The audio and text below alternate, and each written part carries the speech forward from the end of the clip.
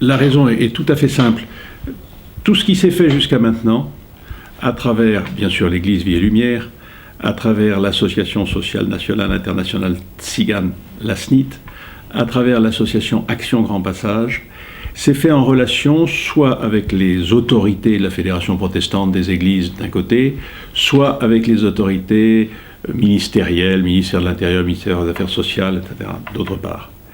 Et on se rend compte qu'il y a un espèce de blocage pour faire descendre une vraie empathie à l'égard des gens du voyage, dans les difficultés qu'ils rencontrent, dans les pérégrinations qui sont les leurs.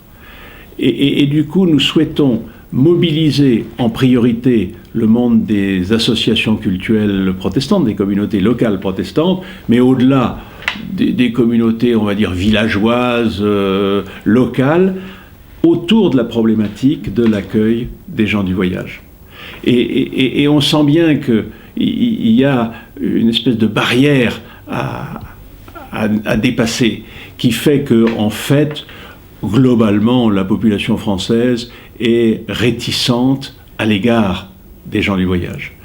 C'est ce travail que nous voulons entreprendre. C'est pour ça que c'est une association protestante, parce que ce sont les protestants qui s'y mettent, mais des amis des Tziganes. Et c'est une véritable empathie à l'égard des Tziganes que nous voulons créer.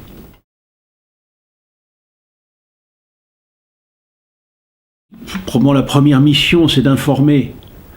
Informer sur ce que sont les gens du voyage, sur ce que sont les droits des gens du voyage, ceux qui sont respectés et ceux qui ne le sont pas.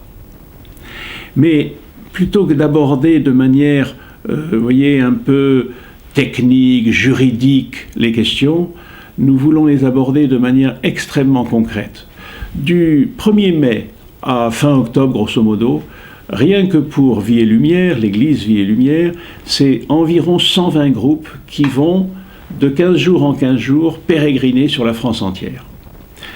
L'idée, c'est dès cette année, prendre une dizaine de groupes, voir ce que seront leurs pérégrinations, informer les communautés locales, demander aux pasteurs qui conduisent ces groupes de prendre contact avec les associations pour que lorsqu'elles arrivent dans un lieu, elles aient un contact, 2, elles soient si possible accueillies, et 3, qu'il y ait des possibilités de rencontre, parce qu'ils ne demanderont pas mieux que d'inviter un soir des amis de la communauté protestante locale à venir partager une soirée avec eux.